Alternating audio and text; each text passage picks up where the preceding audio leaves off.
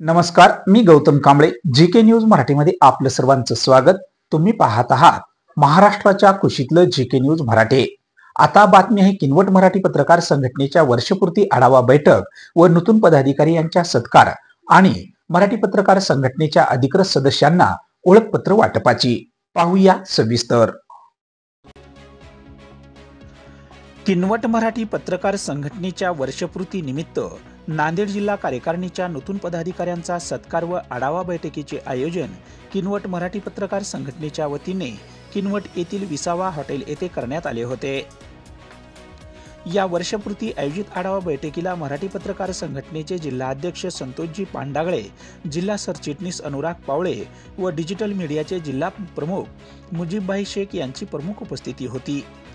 तर प्रमुख पाहुणे म्हणून माजी नगराध्यक्ष आनंद मच्छेवार, उत्तर मंडळ अध्यक्षचे उमाकांत कराळे पाटील, शहर मंडळ अध्यक्ष स्वागत ऐनिनवार, जिल्हा उपाध्यक्ष सुनील शिरमनवार, जिल्हा संघटक प्रदीप वाकोडीकर, राज ठाकूर, राज्य कार्यकारिणी सदस्य सरफराज दोसानी व जयकुमार अडकिने आदी मान्यवर उपस्थित होते.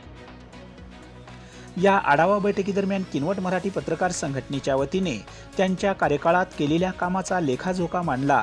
तर येथील काही पत्रकारांनी पत्रकारावर होणारे हल्ले आणि पत्रकारावर होणारे खोटे गुन्हे यावर विचार विनिमय मांडले.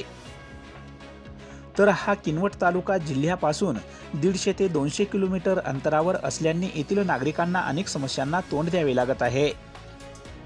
त्यासाठी मराठी पत्रकार संघटनेच्या माध्यमातून किनवट जिल्हा निर्मितीसाठी जिल्हा अध्यक्षांनी पालकमंत्री अतुल सावे व खासदार अशोक चव्हाण यांच्या माध्यमातून किनवट जिल्हा निर्मितीचा प्रश्न मार्गी लावावा अशी मागणी येथील पत्रकारांनी याप्रसंगी केली आहे. या मराठी पत्रकार संघाच्या आढावा बैठकीदरम्यान मराठी पत्रकार संघटनेचे जिल्हाध्यक्ष व मराठी पत्रकार संघटनेचे पदाधिकारी तसेच सोशल मीडियाचे जिल्हा प्रमुख मुजीबभाई शेख यांच्या हस्ते मराठी पत्रकार संघटनेच्या अधिकृत सदस्यांना ओळखपत्राचे वाटप करण्यात आले. या आढावा बैठकीच्या व्यासपीठावरून बोलताना जिल्हाध्यक्ष संतोष पांडागळे म्हणाले की मला जिल्ह्याच्या ठिकाणाहून किनवटला यायला बराच वेळ लागला आहे. त्यासाठी किनवटचे व नांदेडचे अंतर पाहता खरोखरच किनवट जिल्हा होणे ही काळाची गरज आहे. त्यासाठी पालकमंत्री अतुल सावे व खासदार अशोक चव्हाण यांच्या माध्यमातून किनवट जिल्हा निर्मितीचा प्रश्न मार्गी लावू असे आश्वासन मराठी पत्रकार संघटनेचे जिल्हाध्यक्ष संतोष पांडागळे यांनी येथील पत्रकारांना दिले.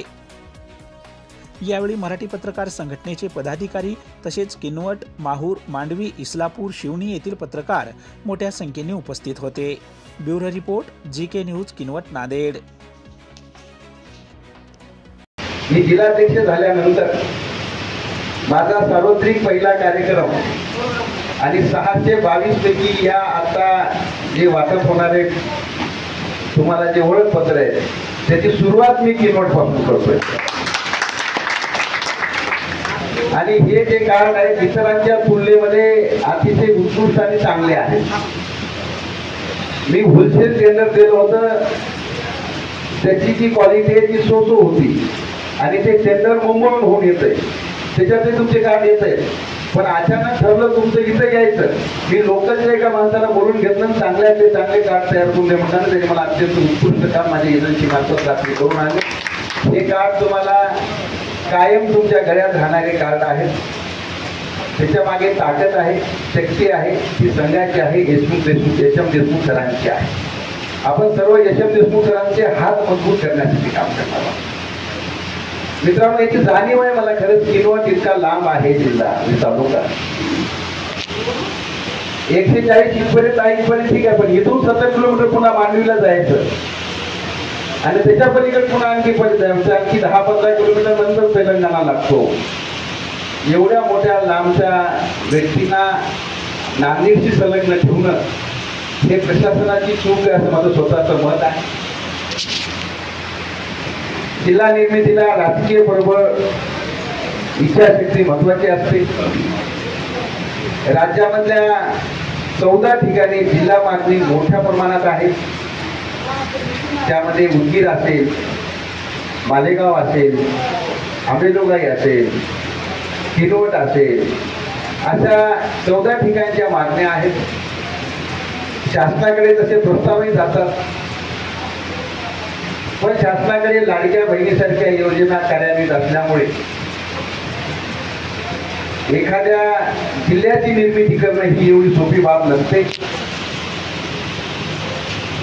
शासनाची इच्छा असून सुद्धा शासन करू शकणार नाही अशी परिस्थिती आता तरी आहे. पण जिल्हा निर्मितीचं आवश्यक असलेलं स्वप्न हे शासनाने आज ना उद्या पूर्ण करावं यासाठी जिल्हा मराठी पत्रकार संघ म्हणून आम्ही किनवट पत्रकार संघाच्या पाठीमागे भक्कमपणे उभे आहोत. या कुठलाही वाद नाही. आता जेव्हा पुढच्या खेपेला पालकमंत्री अतुल सावेजी इथे येतील तेव्हा माननीय श्री अशोकरावजी चव्हाण साहेब, श्री अजितजी गोपछेडे, काँग्रेसचे खासदार रवींद्रजी चव्हाण यांच्या नेतृत्वाखाली आपल्या पत्रकार संघाचं शिष्टमंडळ आपण तयार करू.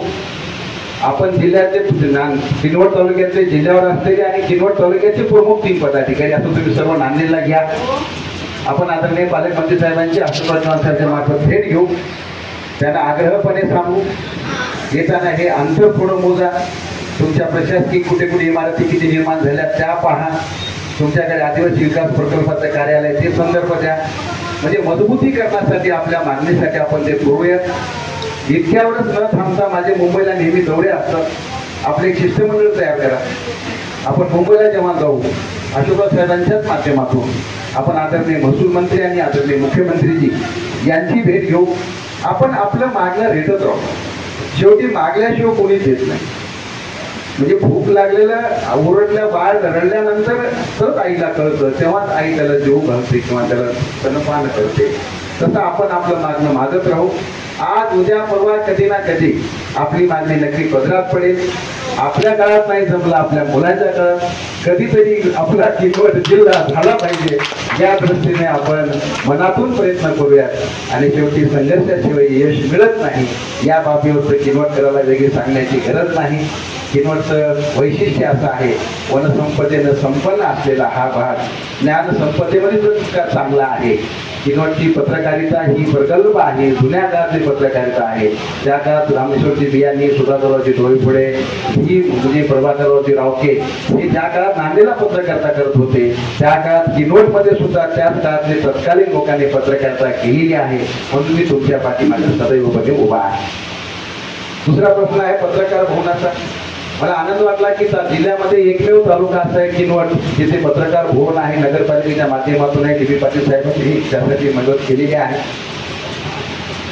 आता उरला प्रश्न माहूरचा. माहूरमध्ये सरफराज दोसांनी हे राजकीय ताकद असलेलं एक घराणं आहे तुमचं पूर्ण, आणि तिथे ताकद आहे तुमची. आणि भीमरावजी केराम जरी माझ्या पक्षाचे आमदार आहेत पण सकारात्मक दृष्टीनं पाहणारे नेते आहेत असं माझं स्वतःचं मत आहे. अर्थात माझं मत चुकीचं असू शकेल. आता स्वतःचं मत आहे की सकारात्मक दृष्टी त्या माणसामध्ये आहे. आपण आमदारांच्या आणि तुमच्याकडे नगरपालिका अस्तित्वात, नगर परिषद पंचायत अस्तित्वात आहे याचा अर्थ नगराध्यक्षाला अधिकार आहेत तिथे. माझ्यामध्ये अर्धापूर आणि माहूर दोनच ठिकाणी म्हणजे राज्यामधल्या एकूण सर्व नगरपंचायतीमध्ये फक्त काही ठिकाणच्या नगरपंचायती कार्यरत आहेत. त्यापैकी तुमची, नायगावची आणि अर्धापूरच्या 3 नगरपंचायती आहेत. त्या नगर परिषदेच्या माध्यमातून तुम्ही प्रयत्न करा. आमच्यासाठी काही लागत असेल तर मी अर्ध्या रात्री तुमच्यासाठी तयार आहे. मी माझी राजकीय शक्ती वापरायला सुद्धा तयार आहे. मी अशोकराव चव्हाणांच्या माध्यमातून जिथे कुठे तुम्हाला लागेल तिथे मी तुमच्या सोबत आहे. तुम्ही सुद्धा सर्व ताकदीने सोबत राहा. मी थोडा कार्यक्रम करणाऱ्या म्हणजे कुठलेही कार्यक्रम नीटनेटके करणाऱ्याच्या मताचा मुळीपासून आहे. पूर्वी पत्रकार संघाचे कार्यक्रम व्हायचे आणि आता आपण पुढे ठेवूया. तुम्ही पाहत आहात महाराष्ट्राच्या कुशीतलं GK न्यूज मराठी. सात जनतेची, भूमी महाराष्ट्राची.